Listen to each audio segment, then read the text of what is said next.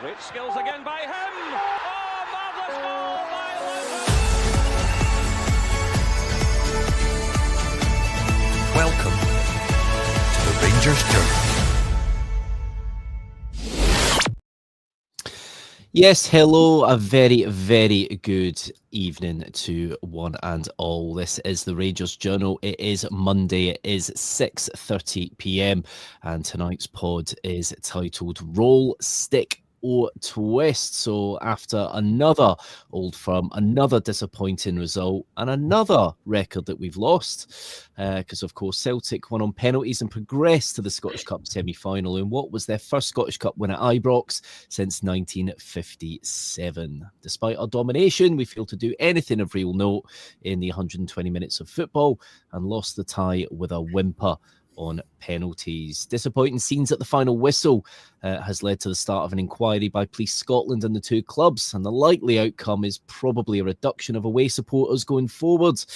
So tonight we'll be looking back at the game, the fallout, and asking a simple question: roll, stick or twist? So to join me tonight to discuss this, we have two very special people, legends of the Rangers Journal. First of all, Ryan, how are you feeling, mate, after yesterday? To use Tav's words, or to use Tav's phrase, I'm disappointed, which will not surprise a lot of you. I just feel as if the air's been taken out my lungs a wee bit, mate, to be honest. It's probably what's going to summarise or what's going to sum up a really poor season for us overall. But it's heartbreaking because there was so much promise going into this. We win these two games and it puts us in a really good platform after such a good performance against Hearts. And you know, football's got a habit of giving you what you deserve, and yesterday we didn't deserve anything. Yeah, no, it's as simple as that. It's as simple as that. And Dino looking very fresh there, like you're straight out the Backstreet Boys. How you doing, mate? I'm better off for seeing you, my man. Ooh. I'll give that tenner later on. Cheers, mate.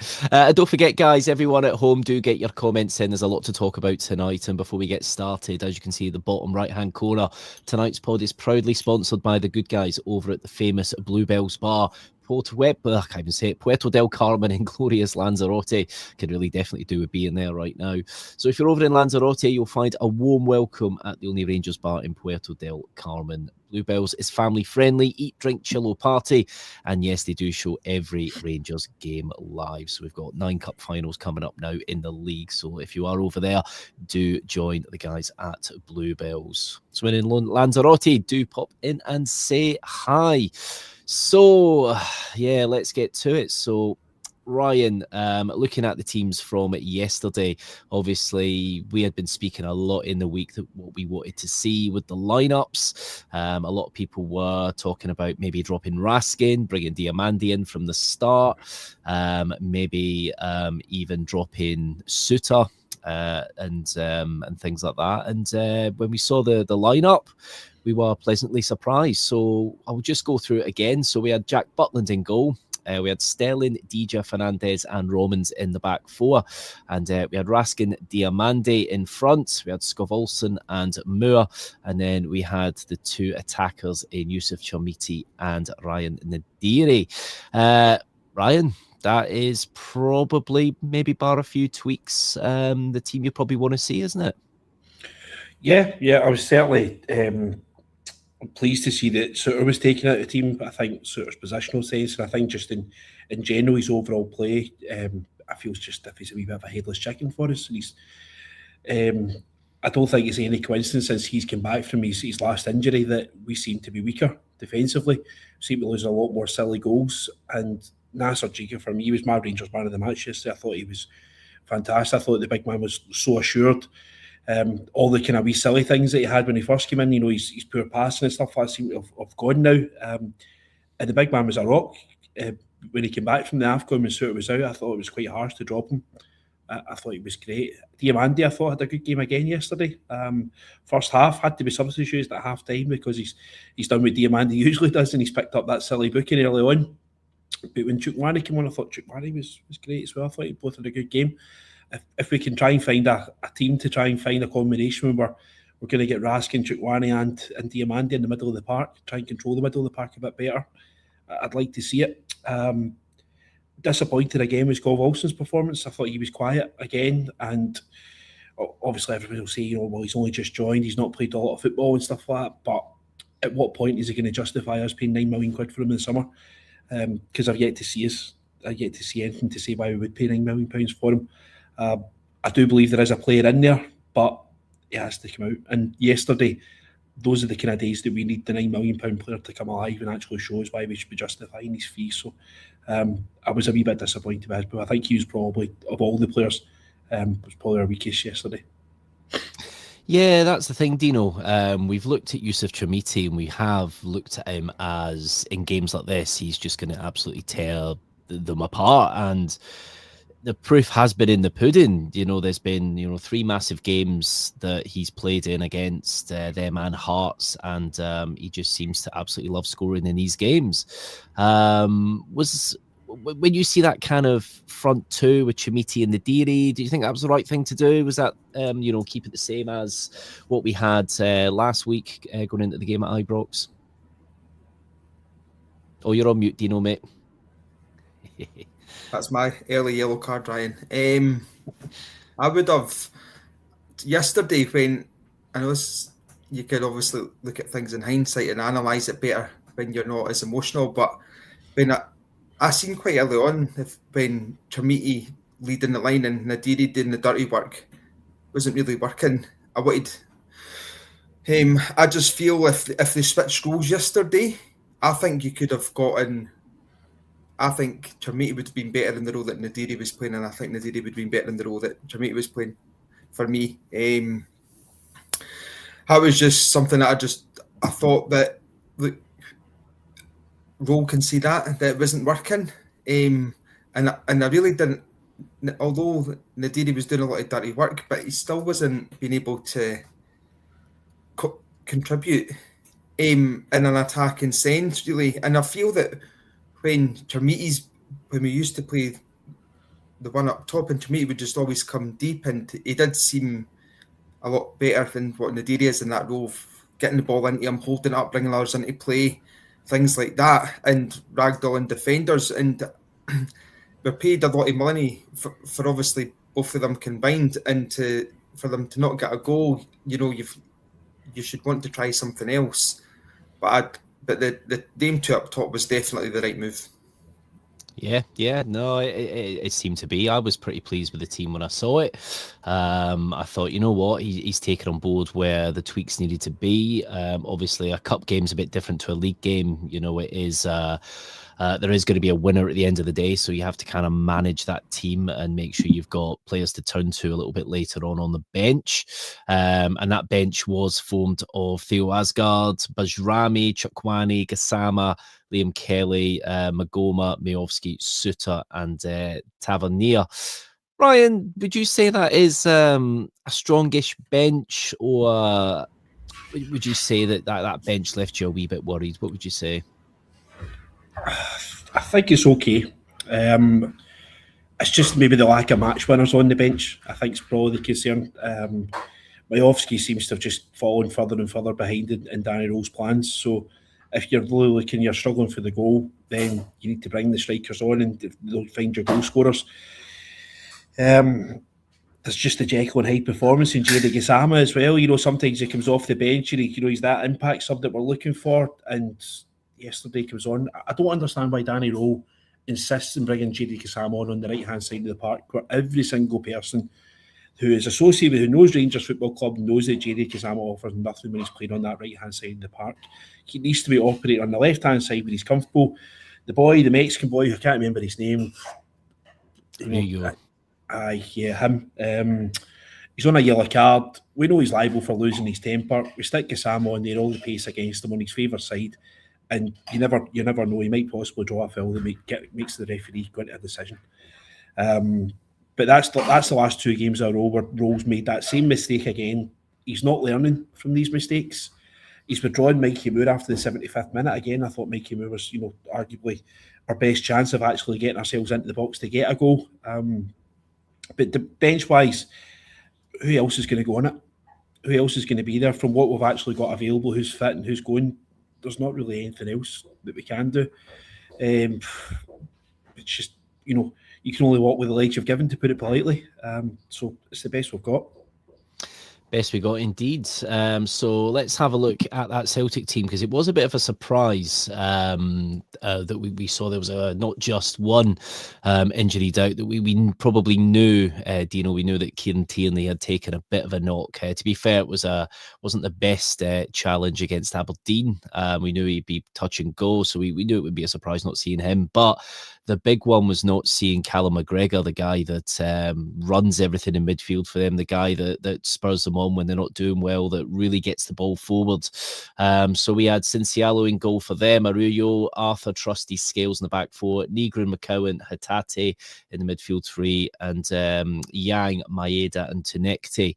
I looked at that team, Dino, and I thought, oh, they are there for the taking today. They really are. It is such a diluted Celtic team. And just to kind of give you a wee bit an idea, because you don't really realise it until you see it on paper, they were missing Cameron Carter-Vickers, Jota, Kieran Tierney, Johnson, Engels, obviously McGregor, and Schmeichel. That's a lot of players they're missing currently that you would probably argue are all first-team players, probably bar Schmeichel at the minute. Isn't that right, Dino? Yeah, players that have all got a lot of medals between them, and really not much medals between the lot that are playing. So some could say that was even more of a chance for Rangers to win yesterday, and that lineup's probably the weakest I've seen Celtic in about 30 odd years, to be quite honest with you. Early 90s Celtic were probably, you could compare a team to that yesterday, and again Rangers failed to capitalise on a pure Celtic side. So I think we've got to look at it as that, you know, it doesn't matter who Celtic play, they in and around the club they find a way to win, and it's obviously something I think that we don't have much around the club from top to bottom, and that's where the issue lies for me. You know, you look at Rangers' side, even under a Gerrard side would have pumped that side yesterday. It would have been relentless, wouldn't it?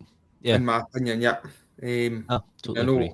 And I know we're comparing a team that went undefeated and, you know, part of the team that got to the Europa League final, but we shouldn't be in a position now where we can't beat some were saying a Celtic B team. I would say Celtic could put a better B team out than that, if you know what I mean. Aye, just poor all around. Poor all around indeed. So, the game started. As the game was kind of getting into its early embers yesterday, we did see, we heard initially reports of some Celtic fans managing to force the fire exits at Ibrox, which, to be fair, has been done on numerous occasions at other different games. It's not something exclusive to them per se, but it does happen quite a lot with them. So obviously, despite all the checkpoints that the police kind of had in place to kind of prevent any issues coming from the away support and the wider support as well, they were managing to force through and get extra fans into the ground. So obviously the game kicked off. Atmosphere was absolutely electric. Rangers moved the ball around fairly okay to start. It seemed to kind of go between both of us. I think Celtic had a stint of possession as well. And it only took 2 minutes for the first yellow card, Ryan. Mohamed Diamande. Now, I thought in Scotland you couldn't get a yellow card in the first couple of minutes. The first challenges for any team, generally speaking, are free reign, aren't they? But unless you're in a blue jersey, mate. Unless you're in a blue jersey, yeah. Mohamed Diamande, yellow card early on. Do you think that might have affected him at all in that game when you've got that yellow card over your head with potentially 120 minutes to play? Yeah, I mean, obviously, it stifled the number of minutes that he got. As I said earlier, I thought he'd probably have actually come back out to a note at half time. Chitwane was an adequate replacement also. But it's one of those ones. He's went in for it. It's pretty soft. I don't know if the referee's trying to get a marker down early. There's a lot of things. I don't envy the referee's job. I don't envy it at all, especially in a game as hot as that, as spicy an atmosphere as what it was yesterday. It must be a difficult job at the best of times. But he's quite quick to get the yellow card out for Diamandi, and he seemed to have forgotten what he'd given the yellow card for. If that makes sense, he set that precedent. He's got to carry on and be consistent. Several fouls for the other team happened, and nothing there. I don't know what it needs to take for Daizen Maeda to get a yellow card playing against. He is constantly kicking the ball away. He's constantly all these wee cynical fouls. It's he doesn't back away when there's a free kick. He's constantly closing things down. He just on that tightrope constantly, and he will carry on getting away with it until something is done about it. And even when he's not got his second referee on the park yesterday in Callum McGregor, he still manages to get away with it. So yeah. But you see, there was a few occasions where you'd have fancied Diamandi to go in for a tackle. He was actually coming from behind the guy. He thought he probably would have went in for a tackle there to try and stop him had the yellow card not been there. They've obviously not capitalised from it. Rose done a sensible thing and substituted him, but it's just a kind of lack of consistency for the referee that kind of annoys us. But overall, I thought the referee yesterday was okay. I've certainly seen a lot worse performances in an Old Firm game than that. I'm sure we'll come on to other things about it as well, but I don't think the referee's going to be the biggest talking point. Yeah, that's been 2 weeks in a row as well that the ref hasn't been necessarily the biggest talking point. So yeah, no, that's normally how you judge if a ref's had a fairly okay game. But yeah, we've actually got a special guest who's joining us now. It is the one and only Stuart. Hey, look at that, just doing your hair right at the perfect moment. Sorry. How you doing, Stuart? You all right? How you doing? I'm good. Apologies, boys. My wee boy's he woke up this morning no well, so I've been running about after him this morning, and I stuck an alarm for this, and I've not been looking at my phone, and I grabbed it there and I went, "That's the time." So I apologise, guys. I am sorry about that. Don't you worry, Stuart. You're a busy man. We all know you're a busy man. You've got a lot on your plate at the minute, and of course, when the wee ones aren't well, it's never easy. So no, don't you worry, mate. We're just basically starting the chat about the game yesterday. We went through the teams there. We've seen obviously we looked at Celtic's lineup and we thought, oh, they're there for the taking today. We seem to, on paper, it looked like we made the right choices with our team. Bringing Diamandi back in there, taking Suter out the equation. How did you feel yesterday when you saw the kind of both of the lineups before the game started? I remember went to see the rally, not the rally, sorry, the march. So we were just walking along, and I get whispers through, like, have you seen their team? McGregor's out, all that, and I was going, "Aye, this is it. They're there for the taking here." Seeing our team, I thought exactly what you're saying there. On paper, seems like the right choices, but should be fine, should be right. It was one of the most boring games of football I think I've ever seen. I mean, it was just, there was nothing in the final third from both teams. It felt as if they were just cancelling each other out. There was nothing going on. And then we had 120 minutes of that. And also, it doesn't help that the guy, for some reason, me and my pal's tickets, somebody was sitting in our seat, so we were all squashed in, and I had to sit with some big guy breathing down my fucking neck for 120 minutes. But that's what it is. It's always a big guy that's like 6 stone heavier and much taller, and just like, I don't bother, pal. It's all right, I'm comfy. Honestly, I'm not kidding on, man. And he was sitting there and he was sharing my drink, kept on taking my drink off me and putting his arm around me and telling me about his divorce. That was a good laugh. I'm like, all right, very good, mate. To be fair, that was probably the highlight of being at Ibrox yesterday, if we're being honest. But there we go. So obviously we spoke about Dino. Obviously Diamandi got a yellow card 2 minutes in. It's kind of you don't generally see that in Scottish football.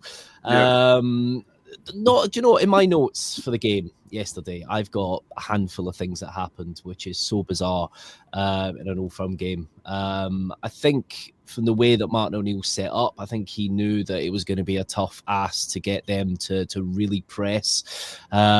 Dino O'Neill kind of has he outfoxed Danny Röhl here. They were attacking in that first half. They didn't really do too much, and they drifted out of it. We grew into the game a lot more, but Trusty was having a pretty decent game for them. We'll talk about the kind of potential handball very shortly, but Martin O'Neill, you got that right yesterday? I would say so. He realised that they didn't have much in the forward lines, as we discussed before we came on. Played to their strengths, parked the bus, knows that we're quite ineffective in the forward areas. And as Stuart said, it was a boring game. It was a boring game because our front line was just rank rotten. Nothing else for it. And Martin O'Neill was wearing that. I mean, Scales playing left back, that's got to be one of the, like, imagine last season, Cheney would have had him in, I'd have been gravy for him, absolute gravy for him. But that's like, that when you've got him playing left back, he's not even a mediocre centre half, and then he's playing left back. That just shows how confident Martin O'Neill was to put that team out. Do you know what? So out Fox, Danny Röhl got handed to him yesterday in terms of Martin O'Neill. And I mean, the fact that he was able to put Scales at left back, and Scales even getting booked and didn't even think about changing, when he got booked. I thought he'd have been taking him off here. I think he did get taken off, but I think he would have taken him off earlier. But Martin O'Neill kept him on because we didn't look like threatening that yellow card, which was where we should have been going, as far as I'm concerned. But Martin O'Neill got the better of Danny Röhl. By the way, sorry, can I jump in here? Ryan, is your background the blue room? Aye. I'm like, I see your eyebrows. Chat GPT effort, mate. Apologies, boys. Carry on. No, it is brilliant. To be fair, we always have a wee joke that he's actually there in the blue room. He stayed. He's hidden in the toilets and managed to get into Ibrox. That would be good. Definitely. So in that first half, Ryan, there was a penalty shout, which is probably one of the few kind of main incidents in that first half. Shot came in from Chimiti, Trusty's going down, ball kind of cannons off his arm. We don't really see it in real time, but you see all the Rangers players putting their arms up, speaking to the ref, and you do see put his finger to his ear. They're looking at it. Obviously comes off his kind of tucked in arm as he's kind of pulling it towards him, kind of comes off. It looked like his elbow, didn't it? Handball for you, Ryan, or is it just would you be raging if you were given that against you? I don't think it's a penalty. Now that I've seen the replay back and I've seen the angle it's at, where I sit in the club deck, I sit pretty much at the 18-yard box on the side of the park it was on at the Brimone side. So when he's hit the shot, I've actually thought it's come off his left arm as he's went down. So naturally, I've nearly jumped off the club deck thinking it's a penalty kick, and I'm screaming and bawling, and I'm wanting blood. And obviously, everyone else is saying the handball and stuff. But now I've seen the replay and I've realised it's actually come off his right arm, and his right arm's actually tucked in. He's not made his body bigger. If he didn't have a right arm, then it's going to hit off his ribs. So for me, it's not a penalty kick, unfortunately. Had it come off his other hand, probably. But that's what it is. That's football. Yeah, no, indeed. GM 55 here is put. The only question I have was the shot going in. To be fair, it's just kind of at the edge of the area, really, isn't it? It's one of those. It is accidental. Sure, I take it that wasn't a penalty for you. It's where can he put his arm, really? Exactly, I'm the same as Ryan. Was it a penalty? No. Did I shout for it? Yes. It's just basically that's it. There was nothing else you could do. I mean, even I'm having PTSD here. We used talking about this. I'm having flashbacks. The amount of chances that we didn't really create. I don't think. I mean, how many shots did we have yesterday? How many actual shots on target? Well, we had 24 shots in total, and on target. Six. Yeah, it wasn't that many. All I can really remember is them constantly blocking it. Do you know what? Actually, earlier in the day, stuck on the highlights, and it's the amount of terrible balls we tried to stick into the box. They were either going too far or they weren't beating the first man. Shot and name on it. I mean, did they have a shot on target? No, they had one shot the whole 120 minutes with 0 on target. I think Butland had the quietest game. Yeah. It tells you absolutely everything. But I remember sitting yesterday thinking, this is probably one of the worst displays for both sides in the final third. Like, there was just absolutely none. But was there not also a penalty? Was there another penalty claim towards the end? I'm trying to remember correctly. But I remember that one. Same as Ryan, screaming for it. Watched it back, 100%. If it was all the way around, I'd be saying the same thing. Yeah, no, 100%. I take it, Dino, it's not a penalty for you either, mate. Or you're going to... No, you're not rocking the boat tonight, mate. A conspiracy. No, well, that's it. Considering it's the Masonic Order, you know, that's running refereeing in Scotland, you know, you think that'd be a nice, easy one to give, you know, if you're... I tell you, man, these Masons and we must be getting these handshakes wrong. I tell you, we just never seem to get anything. But there we go. But yeah, as Stuart said there, Dino, one of the big problems in that game yesterday was the crossing ability and the chance creation from that. Cincialo, considering there were 24 shots, he didn't really have a lot to do, but he was good at coming out, grabbing the crosses. Obviously, you even saw the set pieces, the corner kicks. You saw that one from Skov Olsen that just kind of went straight across the ground to the first man. You know, we spoke highly of Scott Fry with our attacking set pieces and initially for our defensive set pieces, but all of a sudden, it seems that kind of both have dropped away, haven't they, Dino? Aye, get that short corner in the bin. Seriously, get that in the bin and just get somebody that can hit a corner and put it in the mixer. Simple as that.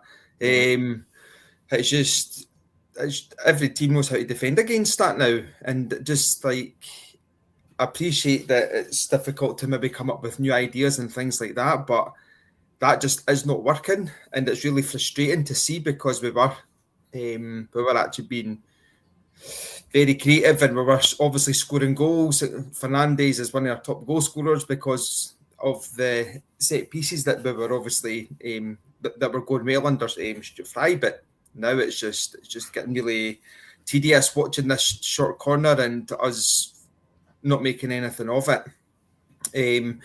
And we're doing obviously, and I think defensively as well, we do need to rethink how we're approaching them because I can feel goals coming in the not so distant future. And given that we're pushing for a league title, I'd be doing everything that we can to close it up at the back. But in attacking wise, get two players that can hit a corner for either side into the mixer and go for there. Just get on just aim for Fernandes every time. Do you know what I mean? Do you know? I know I might seem old-fashioned or Ranger Star or whatever, but it's exactly what I would be doing. No, do you know what? I do agree. I'm not a big fan of the outswingers. I get what they're for. You know, you're aiming for somebody to knock it back across, but they have to be very organised. I love just an old school, get the ball straight in, a nice end swinger. But we were doing that a few times yesterday, but they were going straight to Cincialo and he was grabbing them every time. And what is a good comment that's coming here from where is it? From CGM 55. We play with 2 6-foot+ strikers and we can't cross the ball. We really had the height advantage over Celtic yesterday. You could see it in the box every time we were lining up for anything, and we still weren't able to do anything from set pieces. Ryan, is it starting to fall apart a little bit now from the set pieces, or is this just a bit of bad luck yesterday? It's just too much repetition, bud. That's there. Everyone, do you know, we're probably one of the most broadcasted football teams, you know, in Britain. So, you know, everyone has access to what we're doing on a weekly basis. So the thing that Dino's saying about the short corner, yeah, we try and change the angle and get the ball in, but as soon as the corner's taken, you can see the teams now, they're pushing out towards penalty spot, 18-yard line, and we're now having to cross the ball in, and our players aren't going to win. You know, they're not going to score headers from the 18-yard line. So it's very easy to defend. If we've got a set piece coach and we've got a guy on salary and that's his designated job, then we should have at least 5 or 6 new corner routines every single week. And the players should be drilled and they know all about it. Remember, everyone's probably seen Coach Carter and I was like, play Linda, play that. But that's the kind of stuff that we should be. Everyone should know. The corner taker puts one hand up, we're running this drill, 2 hands up. If he claps his hands before it, just basic things like that. That's no hard to train.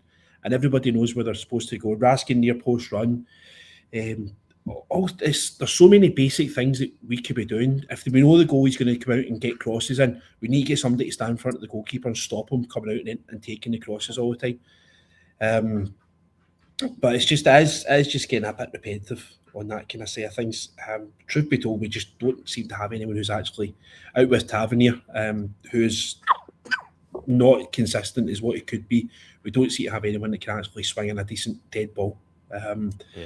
Whether that's on the menu for the summer and go on the shopping list for the summer, we actually go and get a dead ball specialist, fine. But it's just boring. See when you're doing the same thing, the repetition it's madness. Constantly doing the same, expecting different outcomes for it.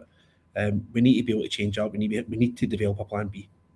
Yeah, no, definitely. You always have to. You have to expect the unexpected. You can't always just stick with one plan. I totally agree. The only real thing that happened in that first half was, of course, it looked like Celtic took the lead 35 minutes in. A flick on from Liam Scales from a ball into the box from a set piece. And Dejan Maeda looked like he'd scored a diving header, which looked a little bad defensively. You know, we had Nadiri, we had a few there that had lost their men at the back post, and there's some arguments that Butland could have done a little bit better.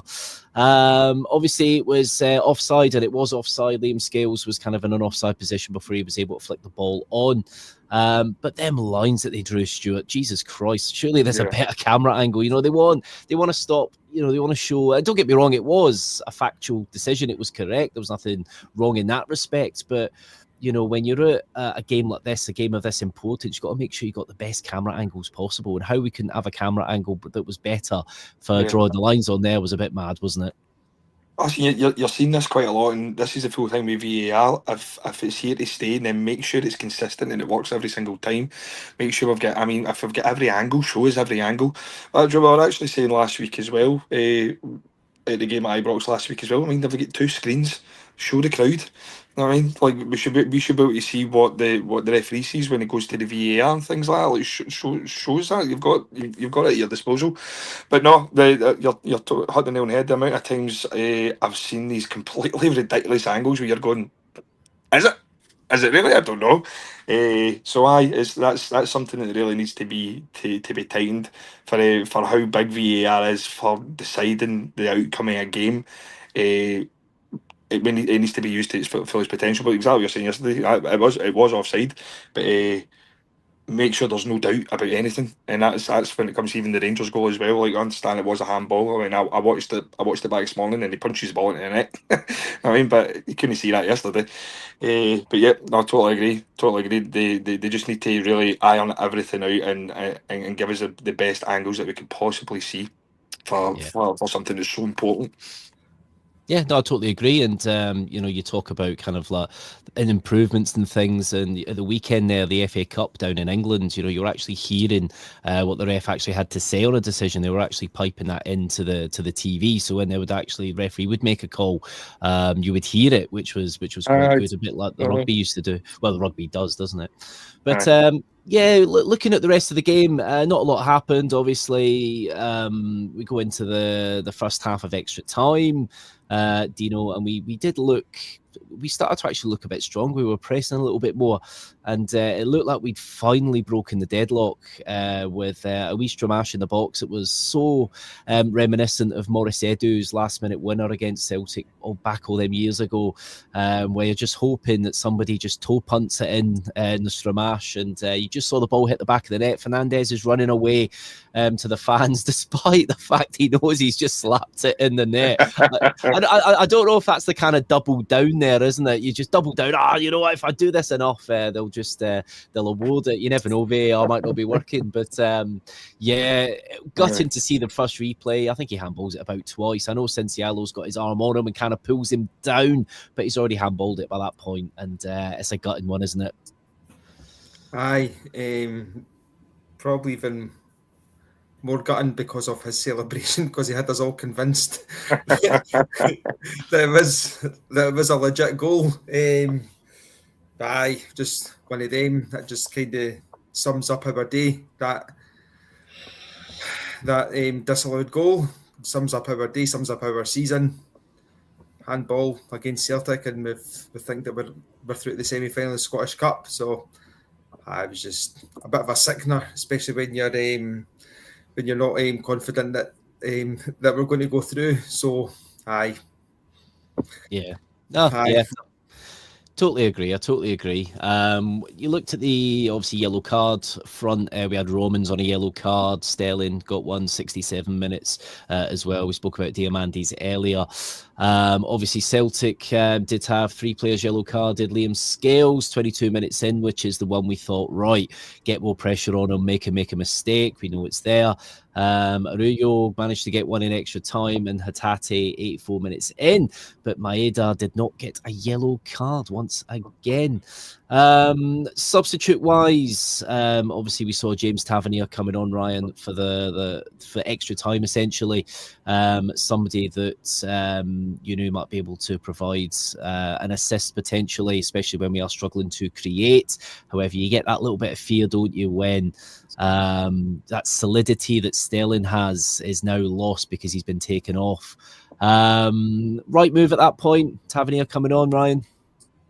I think it has to be, yeah. There's obviously concerns in history with Sterling's injury record and his minutes management. So you just got to. He's looked at him and said, "Look, if I give you these 120 minutes, am I likely to see you for the rest of the season?" So he's got to make it. It's a tough call, but obviously we're well aware that Sterling's probably now the better of the two. But he's got to make it. He's got to make the substitute. He's nearly laid on the one that we spoke about before we came on for Chermiti's goal. A great cross in. How Chermiti's not hit the target with that? He's perfect line of sight all the way in. The ball's come in. It's not come off a defender. It's not come through a defender. It's not come out the sun. It's not come out the floodlight. It's came at a perfect height. It's came at a perfect pace. You fancy yourself to finish it, and he's managed to scaff it past the post, which for somebody who has delivered on the big stage so many times for the last few times anyway, you'd have fancied him for his goal, but that was a real solidity. I thought that was a moment there, and it'd have been Tavernier that laid it on for him. Yeah, do you know what? I totally agree. And Stuart, you look at that at that point, and you think, right, we're finally starting to create some chances. We had a little bit more domination in extra time, and you're thinking, right, is this goal going to come now? Are we going to finally get this goal after we've had one chopped off? Then you see the substitute 105 minutes in, Deja, who had a very good game, comes off for John Souttar. I guess it had to be done. I guess, DJ might be fasting at the minute, might be, tiring. But as soon as Souttar came on, things started to get a little bit unsteady, didn't it? There was a few misplaced passes, and we're thinking, are they going to smell blood and maybe attack us? How are you feeling about John Souttar at the minute, Stuart? I think I've been vocal about John Souttar the past few seasons. It's like I want to like him. For such an experienced player, there's times you can just feel like a real bomb scare. I mean, there was a couple of times yesterday where he just felt out of place. He just felt as if like he wasn't settling into it. I understand when he was coming on, he was really getting chucked in the deep end. You know what I mean? He got brought on for a bit of fresh legs, and he should have got brought on to be a wee bit more stability in the back, and he wasn't. Exactly what you're saying. I felt they did go, no, this is maybe here for the time, because there was times. I mean, I was sitting with my pal, and there was so many times yesterday I'm going, it's coming. I was like, it's just a matter of time. And then when it was getting towards the end of the game with John Souttar and things like that, it really did feel as if, no, listen, any time here, this could be something. I mean, it started to become, the last 5-10 minutes of a game is starting to become Celtic time. And like, this is where they pull it off. This is where something happens and they just scrape it. And I'm going, with John, I don't want to call him the weak link, because I really do like him, and I want to back him, but I was terrified. And then the amount of times when it's him and he's passing it back to Butland, and Butland's distribution can be absolutely rotten. And you're like, no, this is not the time or the place for things like this, boys, especially in a game like this. So he gives me the fear. Long story short, and I should not be feeling this way towards a Glasgow Rangers centre half. He should be somebody that puts my mind at ease, but he doesn't. Yeah, I totally agree, Stuart. I actually thought, I'll talk about the Motherwell game, obviously. Yeah, we drew at Fir Park, but in the majority of that game, he actually played quite well. And I thought, you know what, he's very good at sussing out that last minute, where somebody's just about to pull the trigger and he can just get in front of it, get it away. He's very good at that. But then, of course, it kind of, if the ball goes over the top of him, he does tend to get caught out, and it just doesn't tend to work with him. I think people have worked out his kind of weaknesses. I think when it comes to the Rangers players right now, I think the word for majority of them is the inconsistency of them. We're just not seeing But I mean, we're seeing flashes of great players. I mean, look at Chermiti. Look how much he's came on, but then exactly what Ryan's saying yesterday, that one that came in, bread and butter every day of the week. It's just this lack of consistency with these players that you can't feel as if you can fully trust them to get a job done. Yeah, no, totally agree. Totally agree. So it was looking more apparent, Dino, that it was going to head to penalties, especially as the clock dragged down. We were looking tired. We just could not get anything through their defence. They were quite comfortable with that. Which is weird because you don't think necessarily that Celtic would want to go to penalties, especially with the way Jack Butland does with penalties. But yeah, it went to penalties. We had the coin toss. It was going to be at the Copeland end, which is an absolute bonus for us, and we were going to be able to take the penalty first. So that's 2 out of 2. You've got the upper hand here. You've got to bury that first penalty, haven't you? Of course, James Tavernier steps up, our penalty taker, smashes it off the crossbar. The tone had been set since there, hadn't it, basically?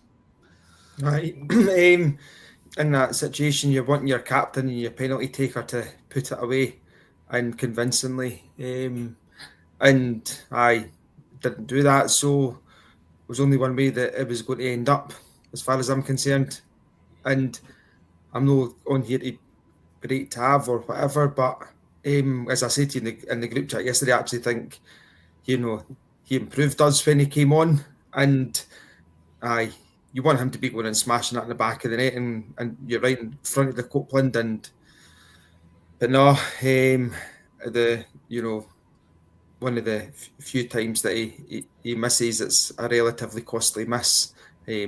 But at the end of the day, we didn't lose the game yesterday because Tav missed a penalty. We lost the game yesterday because we couldn't score in 120 minutes. So, but I did set the tone for the penalty shoot, and I just fed into Celtic's hands. Yeah, it really did. It really did. Ryan, at that point, obviously Tavernier's missed. He's hit the crossbar. Then, of course, we're playing catch up. Every one of their penalties is perfect. Then Gassama absolutely blares. I can't even make a word. I've just made a word up there. Just blazes his shot straight out of Ibrox. And yeah, it was an uphill battle from there, wasn't it, Ryan? I think Big Marshall in the Loudon was double checking his insurance policy. When he went up to hit that. Shocker, absolute shocker. It was like Tom Rogic's in that semi-final at Hampden all the years ago. It was just stratosphere stuff. Just blazed it. No idea what he's doing. It just summed up our day. To be honest, the penalty kick. It's everything that was going in our favour. The home draw for the quarters. They're missing their captain. They're missing their big summer signing. Everything. They've dropped their goalkeeper. They're missing X, Y, and Z. Goes through that. Fine. We get the penalties. Coin toss. Rangers end. It's everything. Everything that could possibly have went in their favour did go in their favour, and it just sums up that our players cannot handle pressure. When it actually comes to the real pressure moments, they fold like red hot Mars bars. It's mad. It's absolutely brutal. But the penalty kicks, when Tavernier's missing, I had a bad feeling. He didn't seem to do his normal run up for me, Tavernier. He seemed to do a slightly shorter run up for some reason. I noticed that as well. Don't change your technique, Tav. Like your technique's served you well for all these years and got you all these goals by penalty kicks. Please don't change that. But it just seemed to take a slightly shorter run up. He's went hard and high, which I don't think he's ever really done. I think the only kind of time I've ever seen him hit a high penalty was the one against Joe Hart, when he hit it high to Joe Hart's right. It was just bizarre, absolutely bizarre. And you're even looking at the team as the team are going, like, who's taking the next penalty? Who's actually got penalties in it? And you're thinking about your number 9 striker. You're thinking about Chermiti, who's supposed to be your goal scorer. I don't want him to have a penalty kick because I don't think he's actually got the ability to put it through the ball and put it in the back of the net. It's yeah. There'll definitely be questions. Obviously, people are talking about, how are the penalty shootouts decided? That somebody was saying that that the players just decide amongst themselves. That just doesn't feel right. You'd have an organised plan, generally speaking. You'd have your attacking players take penalties first, and then kind of go from there. You remember the last one that? Yeah. But Dessers bottled it in Butland, did they take a penalty? Yeah. Right, cheers for that, Ryan. I forgot all about that. PTSD's coming back for Stuart now. Honestly, man. See that? I'm going back to drink.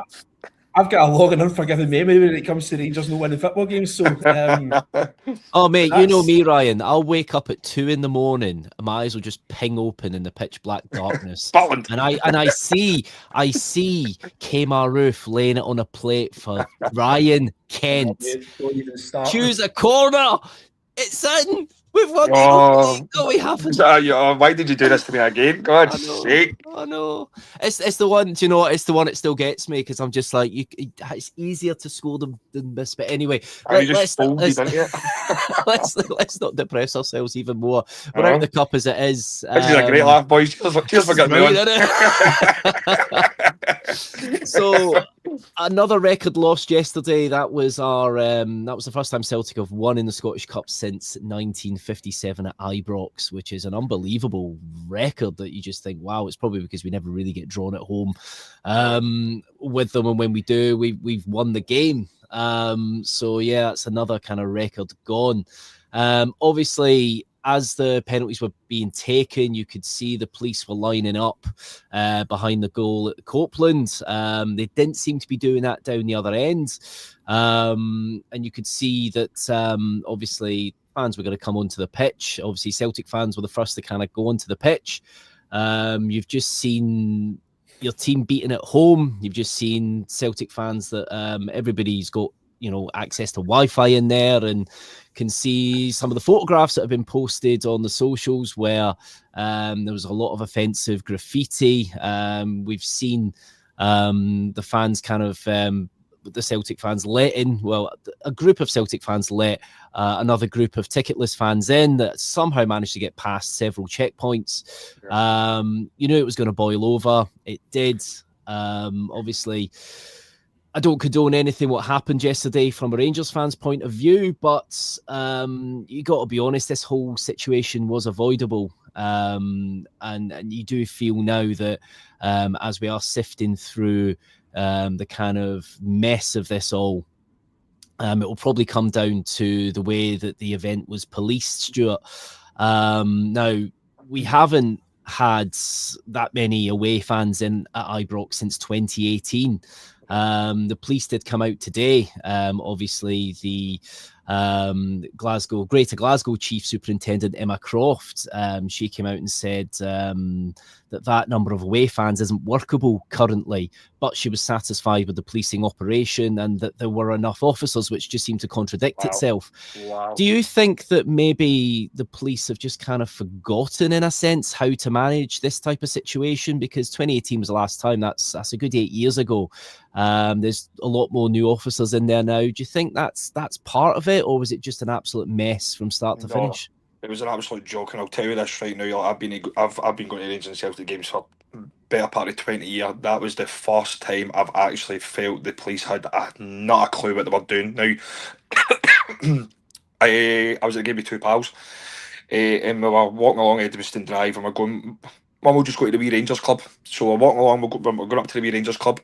A Celtic bus, got off on Edmiston Drive whilst Rangers, we were all walking to the game. And about 30 must have walked past me. And I turned to the police. I'm like, what's going on here? I was like, how is this allowed? And I'm keep moving. I'm like, no, do your job. Like, that's the most ridiculous thing I've ever seen in my life. I was like, I've never seen that in my life. They literally stopped the bus just outside the wee Rangers club, and about 30 of them piled off and just walked down the street. Not a problem. I was like, that if you're literally asking for it. And then obviously what happened after the game, I mean, we were sitting down the west enclosure, so we were pretty close to them, and they spilled onto the pitch after the game. Now, exactly what you're saying, there was a full lineup of police in the Copeland end, but there was absolutely nothing on their end. And obviously, after one goes, it all goes. It's opening the floodgates. It was like a domino effect. As soon as one went on, they all just piled on, and there was a good probably 5 minutes where they were untouched in the Rangers penalty area. And again, it's exactly the same as you. I do not condone anything that happened yesterday. But what did you think was going to happen? Do you think that Rangers fans like the Union Bears and things. Do you think they were just going to sit there? Definitely not. I seen a guy from our end, and it looked like one of the sorest things I've ever seen in my life. He was trying to get on the pitch to face them from our end, and he tripped and he fell, and he must have fell down about 6 flights of seats, not even the stairs, just the seats, and he just crumpled into a mess. And I'll give him his due here. It was definitely sore, and he just stood back up and went, "There's nobody coming with me." No word of a lie. It was like, "Big man, I think you need to go to the hospital." But it was, I seen some things yesterday that I'd only heard about from my dad. I remember looking up, and it was just the army of Rangers fans that were running across the pitch, and I'm going, "This is gone." I was like, this is no, "None not going to let us do this ever again." My first Old Firm games were that away allocation. I cannot remember a time when I was young when something like that happens. So the police can definitely handle that situation. They just very clearly failed and were incompetent from the first minute. Yeah.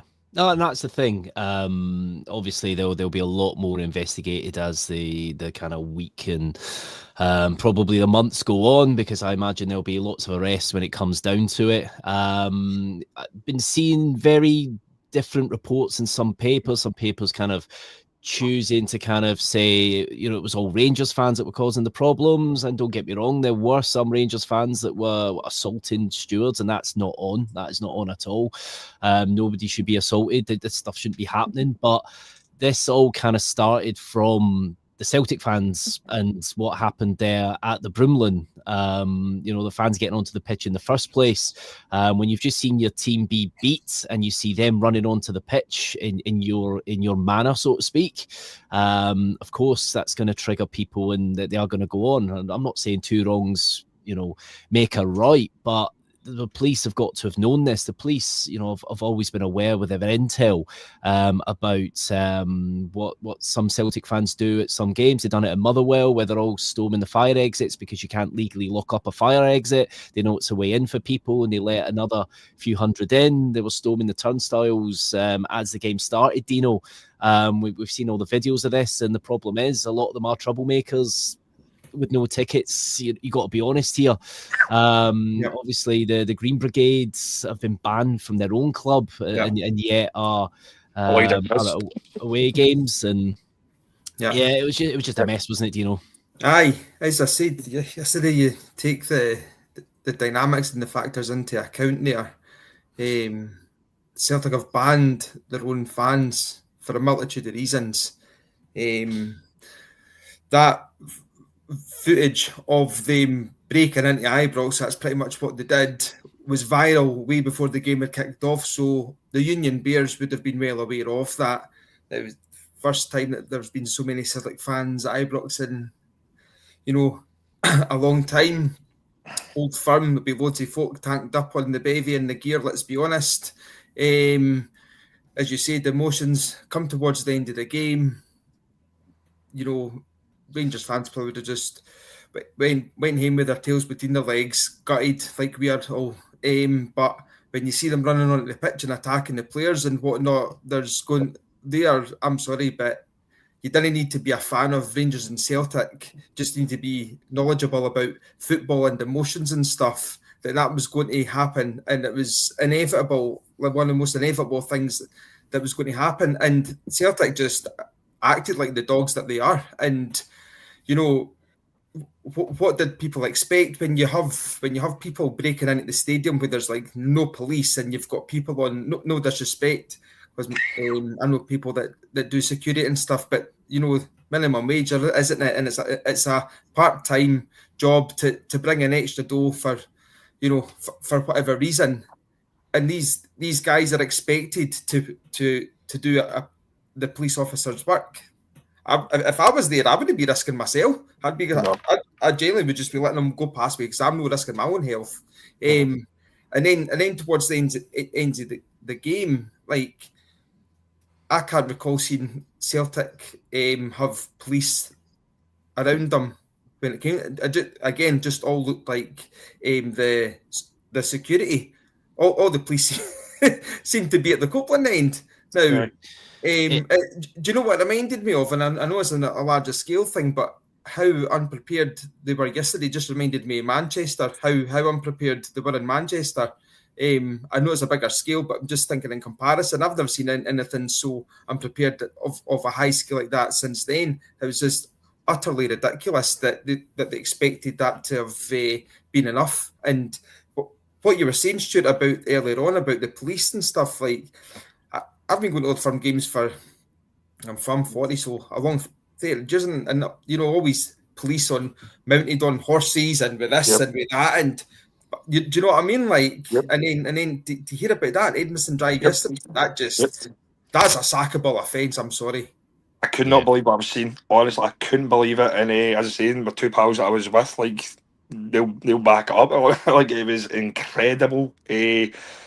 Just literally walking down the street, I'm going, that's a Celtic tap. This guy walking towards us, I was like, they're Celtic fans walking towards me. That's the danger. It's a danger because all it takes, and it is, you can get that mob mentality, and it can happen on both sides where somebody's somewhere they shouldn't be, and it kind of just starts. And this is the whole thing with yesterday. Obviously, when you see all the fans taken to the pitch, you think there could be a lot of deaths here today because there could have been on both sides, and that's where the police have got to look and see where the failures are, and hopefully, I say hopefully fix this, but I feel the fix is going to be no away fans or extremely minimal away fans because they clearly can't deal with this situation. So obviously they said yesterday, Police Scotland released a statement. The investigation is going to include the actions of some supporters who entered the Broomloan Road stand without tickets before the match started. Officers and stewards were faced with extreme hostility and violence over a sustained period, with many individuals having armed themselves with items clearly intended to cause harm. Officers and members of the public have been injured in this despicable display.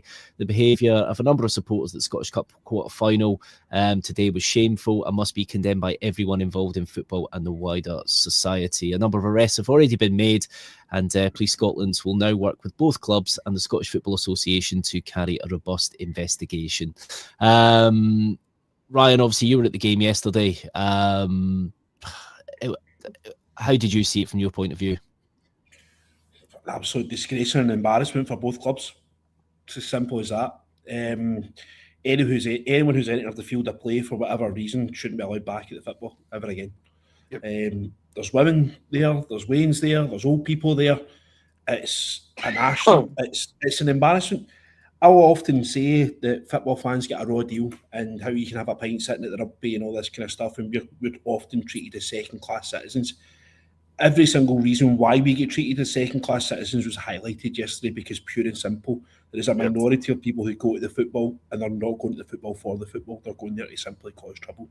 They're just absolute complete stupidity. And all that's happened is when our fans have run onto the park because their fans have run onto the park, we've lowered ourselves to their level. That's it. It's an absolute joke. And we were making movement. We were getting things doing. Like we were talking about possibly getting an alcohol license at the football, so you could actually have a sensible pint at the football, so that you're no gunning it down your neck like the wee Rangers and the Loud and all these other places. You could actually go and have a sociable drink with your pals before the football started. You'll never see alcohol in a football stadium. After that yesterday, the policing's the problem. It doesn't happen. Well, first of all, Rangers win the football game in the park, right? Which is there. But the policing is the problem. We have it set up at Ibrox that bus that stopped at Edmiston Drive is an absolute joke. That could have just started a full-scale blown riot. That could have resulted badly. That bus needs to go into the car park at the back of the Broomloan Road stand. The fans are then funneled up with all these security barriers and stuff like that. But you need to go to barrier number 1 and you need to get your ticket scanned. If you don't get your ticket scanned at barrier number 1, you don't go to the turnstile. It's as simple as that. And we see all over Europe where your ticket is checked in 2 stages. Anyone who was lucky enough to get to the final in Seville and actually went to the game will remember that you had to get through a security bar, and your ticket actually didn't even become active until you were in the proximity of the stadium. You were then searched on 3 occasions before you actually get to the stadium. And rightly or wrongly, that's the way, unfortunately, you need to police the football games. Where's the line of the police? We're soon enough in this country to get the riot police out if there's people actually out there demonstrating and they're talking about whatever thing, free part, all the nonsense that people want to talk about that doesn't actually even really concern themselves. We're quick enough to get the riot police out for that. Why have we not got a line of police along both stands told up? We've got, like Dino saying, we've got minimum wage security guards are just go, batter on, mate. If you want to go into that part, you crack on, mate, because I'm not stopping you. I don't care. I don't know what you're carrying. I don't know what you've got on you. I'm not stopping you. If you want to go into that football part, I'm just a high-vis jacket, mate. That's what I'm. So it's the whole thing from start to finish yesterday is an absolute joke.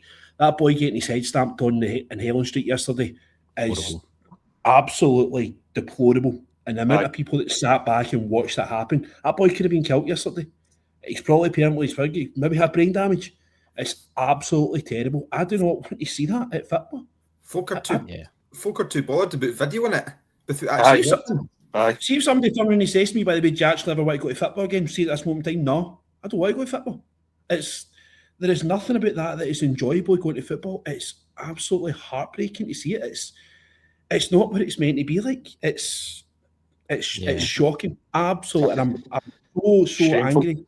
I'm so angry with it.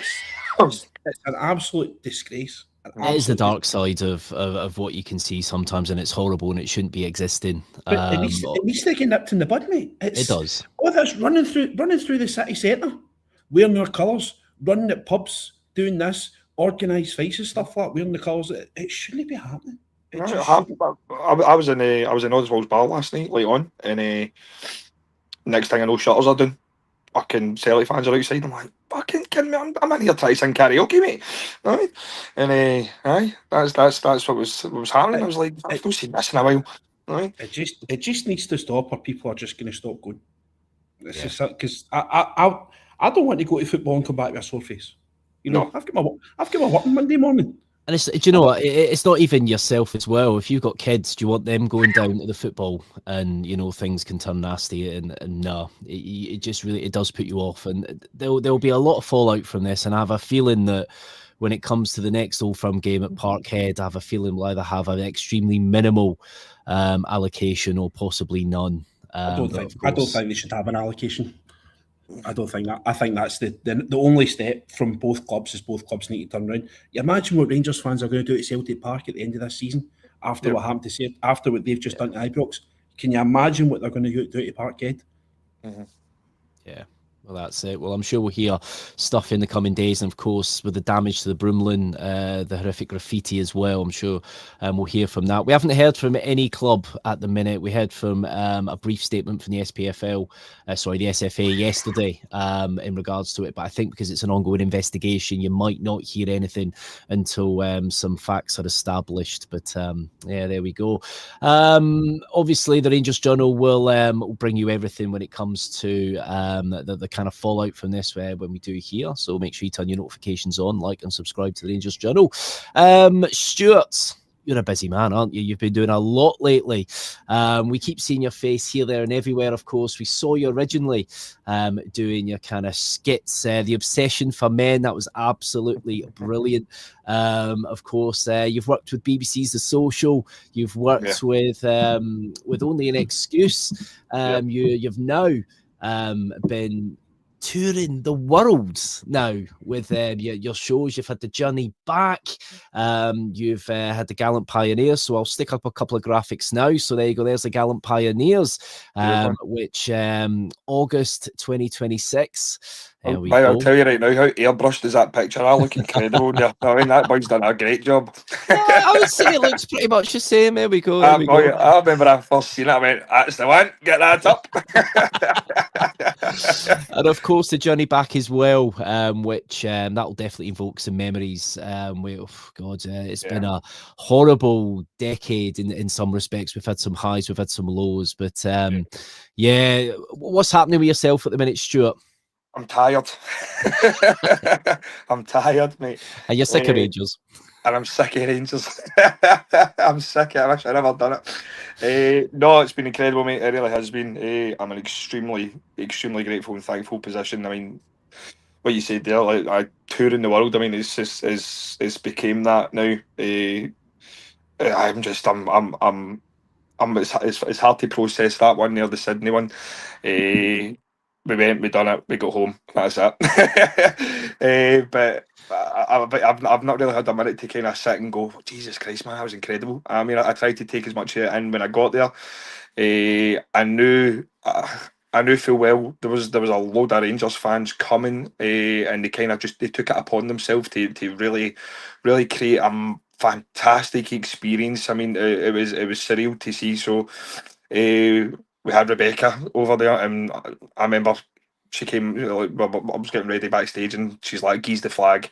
I'm going to run out, and I'm going to go and get you as much footage as I can." I was like, superb. And she came back and she went, "The Polos are out there." And I went, I went, what? She's like, "The Polos are out there." It started to make me think. We went to Belfast last year, to Belfast Arena, and I got a phone call when I was sitting backstage for the production manager, and you could hear the panic in her voice. She's like, "Stuart, there's about 3,000 people out there, and they're setting off flares." One side of me was going, "That sounds magic," right, but the other side of me was going, "Shit." And it was kind of reminiscent of that. But it was Sydney was great seeing the videos. They done this march for a local British pub, and they walked down at Sydney Harbour. It's beautiful. It was actually one of the most gorgeous places I've ever seen in my life. But to see this footage of like 500 Rangers fans walking through this harbour, I mean, it's a very massive tourist attraction place, so nobody knew it was going on. So we had all these tourists taking videos of this Rangers march, and I'm going, "I done that." It's like I created that, and it's a very surreal feeling. But I mean, the reason the show works is because there's Rangers family all over the world, and all I'm really trying to do is connect them. I mean, these people stay in the other side of the world. It's literally they're so disconnected to what happens back home at Ibrox. Like I wanted to bring them a wee slice of home, and that's what we done, and it was incredible. I didn't like the flight, fucking 22 hours on a plane, but we got there, we got it done, we got home, and I'm over the moon. I'm trying to convince them to go back, but everybody's telling me to bugger off. Brilliant. I liked your initial review there, where it's like, I went out there, we done it, we came back. I was like, I was like, got Alan McGregor here. Went there, got the job done, back up the road time. That's it, up the roads. That's it. So you got more shows coming this year. You're definitely a busy man, aren't you? I don't know how you're doing it. Listen, I've been doing it relentlessly for this will be the 4th year now. I've got a tech manager. He's my tech manager, my stage manager. There's this guy that does it all for me, and we've been glued to each other for 3 years. And we stood in Sydney, and we looked at each other, totally broken messes, and going, "Let's have a break, man. let's take some time off for this." But then I realised I've got a full tour because I'm an idiot. But no, I'm massively looking forward to it. The big reason for doing the show was to connect as many Rangers fans as I possibly could. I mean, doing the shows in Glasgow and Belfast and things like that, that's part and parcel of doing it, but I really wanted to take this to as far as I possibly could. Now, I'll tell you something, it's been harder to get to Stornoway than it has to get to Sydney, which is a good laugh. But I'm massively looking forward to going to these places like Campbelltown, Dunoon, where I am, Glenrothes, and all these places. Like these are places that have very high volumes of Rangers fans, and some of them not necessarily might get a chance to make it down to Ibrox. I mean, for whatever reason. So to be able to bring it to them, to their doorstep, where they can have a proper brilliant Rangers night out, it makes me extremely happy. I like coming off stage and hearing from people that they don't get to experience this kind of thing in these places where they live, and that's why I do it. I just want to bring Rangers fans together, and give them the best night possible, and remind them that regardless of how far away they live from Ibrox Stadium, we're all in it for one reason, and it's for Rangers, and that's it. Oh, brilliant. There's nothing like a swally and a sing song. So no, definitely. If you're out in Stornoway, I think you might come across one of our podders there, Colin. He might he's out that neck of the woods, so you might see him there. But no, absolutely brilliant. We got a wee comment that's come in. So before we wrap up, the pod is titled Roll, Stick or Twist. So obviously I think there'll be more to come, kind of talking about Danny Röhl as we have the title running, because now essentially kind of said in his press conference yesterday that there's basically they've made a promise, the players now, that they're going to give it their all for the title. So I'm going to start with Ryan first. Ryan, do you think we'll still? I can't even say it. Do you know what? I've just lost the ability to read completely. This is what Rangers does to you. Do you still think we'll win the leagues, lads? So, Ryan, you first, mate. No, I don't. I think it's as hard as it is to say. I think we need to be realistic. We need to be realistic about our away form. We've got to go and do all our best business away from Ibrox if we've got any chance of winning this league. We've got to go to Tynecastle.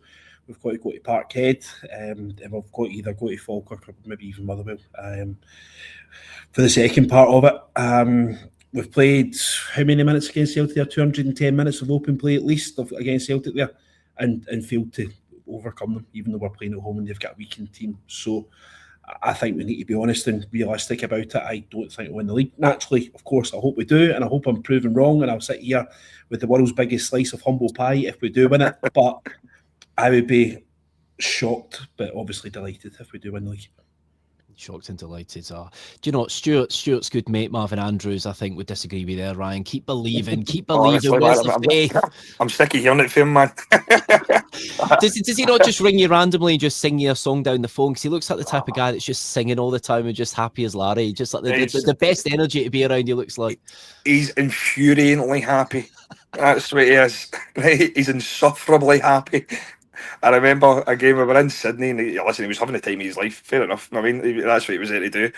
But I remember one time, I was rushing about to do something. Right, he's 6 Guinnesses deep, and he's trying to chat up a German woman. I'm like, Marvin, I don't have time for this, mate. Right? He's the happiest guy you'll ever meet. He's brilliant. He's also his whole how much religion plays a massive part in his life. Like, he'll give you his sermons throughout the day, and you're just sitting there with a mate going, all right, Marvin. Cheers, pal. Over. I'm trying to eat my breakfast here, Marvin. Oh, brilliant. Oh, I could just imagine it as well. He's the happiest man alive. Oh, so, yes. Stuart, the question for you, mate, do you still think we're going to win the league? I'll tell you something, Ryan, completely nailed it on the head. I don't want to believe it, but you do, and it does come down to that away form. We do need to do the damage away from home. I mean, at this moment in time, all we can do is win games. It's not in our hands. I mean, we're third. Aren't we? We're third. There's if we're front runners, then it's in our hands, but it's not. I don't want to believe it. I will hold on to it somewhere in my heart until it's impossible. But Ryan's literally just he's putting a face in front of the mirror and going, have a reality check here, and I fully back what Ryan said. There we go, Dino. Dare I ask now? Are we winning this league? No, as I said in the group chat, it's third place. Let's prepare ourselves for Conference League football next season. Even if every single game was home between now and the end of the season, we're still not winning the league. But just didn't have the players in the squad currently to get us over the line. In terms of sticking or twisting with Röhl, I'm going to put my neck on the line here. Irrespective of the outcome of this season, I believe Röhl should be given 2 more transfer windows and all of next season. I didn't want to see a manager getting sacked again during the season.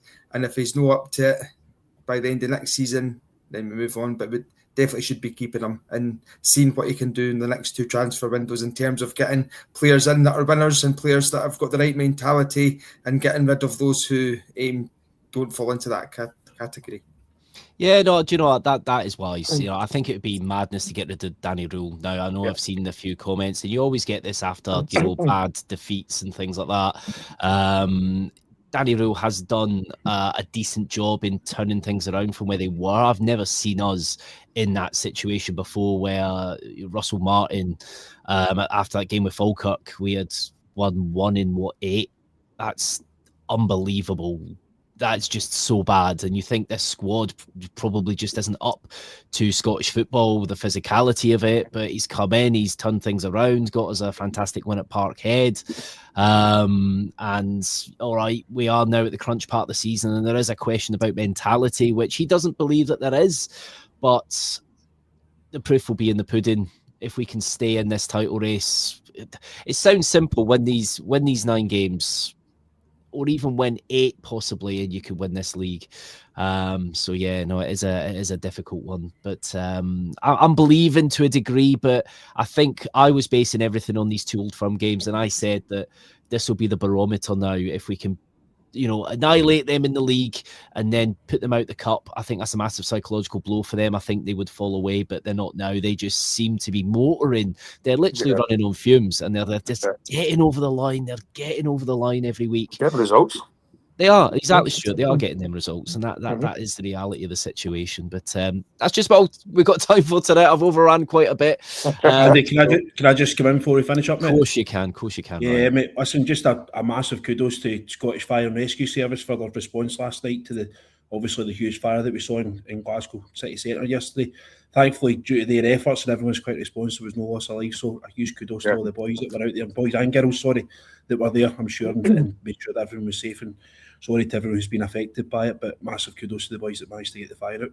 Yeah, that was a devastating fire. You could see how devastating that was, and it took 15 fire engines, and it was an all-night job.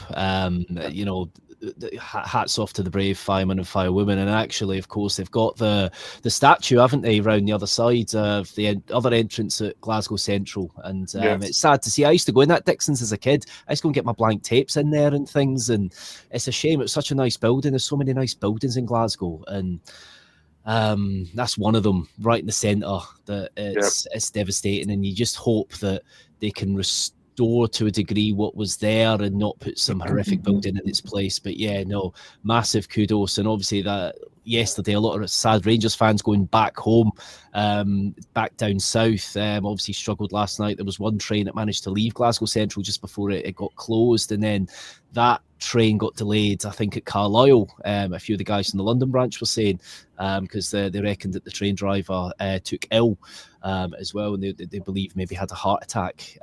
So it's massive, big rescue, big operation yesterday in putting that fire out, and massive kudos, as Ryan says, to the Scottish Fire and Rescue Service. But guys, we're going to wrap up now. Ryan, thank you ever so much for coming on, mate. No problem, pal. We'll catch up with you during the week.